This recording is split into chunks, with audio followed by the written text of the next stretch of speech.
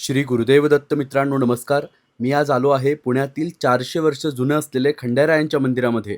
हे आहे दावडी निमगावच्या खंडेरायांचं पुण्यातील कसबा पेठेतील ठाणं त्यांचं स्थान.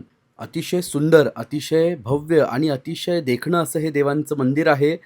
आपण जेव्हा कसबा पेठेतील शिंप्याळी इथे येतो तेव्हा आपल्याला देवांचं हे सुंदर अतिशय नक्षीदार असं मंदिर बघायला मिळतं. दगडी बांधकाम केलेलं हे मंदिर खरोखर फार सुंदर आहे. आपण बघू शकतो श्री मार्तंड देवस्थान खंडोबा मंदिर असं इथे लिहिलेलं आहे. आपण वर गेल्यानंतर चौथऱ्यावरती आपल्याला आधी नंदी महाराज दर्शन देतात. या चौथऱ्याचं निरीक्षण जर आपण केलं तर आपल्याला दिसून येईल की हा चौथराही अतिशय सुंदर नक्षीदार आणि हाही जुन्या पद्धतीचं बांधकाम केलेला चौथरा आहे. हे देवस्थान लचके कुटुंबाचं खाजगी देवस्थान आहे. आपण मंदिरापुढे उभं राहिलो की आपल्याला सुंदर असं दगडी नक्षीदार बांधकाम केलेलं मंदिर दिसतं.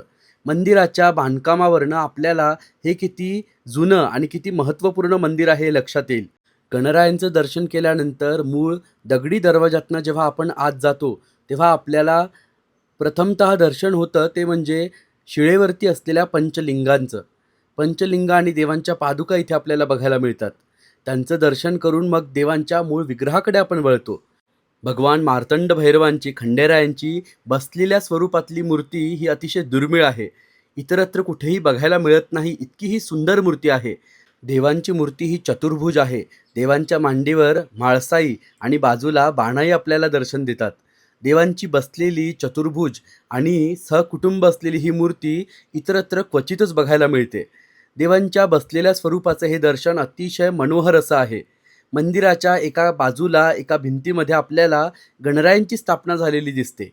गणरायांचं दर्शन करून आपण जेव्हा दुसऱ्या बाजूला जातो तेव्हा तिथे आपल्याला भगवान मारुतीराय दर्शन देतात.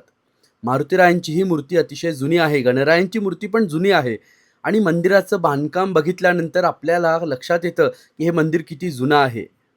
पुण्यातील जुन्या मंदिरांपैकी एक असलेले हे मंदिर आज मध्यवर्ती वस्तीत असूनही काहीसं अप्रकाशित आहे. पुण्यामध्ये अनेक लोकांचं कुलदैवत हे निमगावचे खंडेराय आहेत आणि त्यांचं हे स्थान पुण्याच्या मध्यवर्ती वस्तीमध्ये आहे.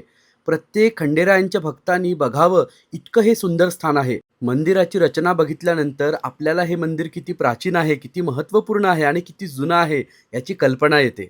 तर असे हे भगवान खंडेरायांचं मंदिर पुण्याच्या कसबा पेठेमध्ये आहे. मित्रांनो, आपल्याला जेव्हा कधी वेळ मिळेल तेव्हा नक्की एकदा तरी देवांच्या दर्शनाला जाऊन या. आपल्याला देवांचा हा दुर्मिळ विग्रह बघून खरोखर आनंद होईल. कारण देवांच्या अशा रूपाचं दर्शन क्वचितच एखाद्या ठिकाणी होतं. कारण देवांची बैठी मूर्ती क्वचितच बघायला मिळते. तर असं हे पुण्यातील अतिशय सुंदर मंदिर.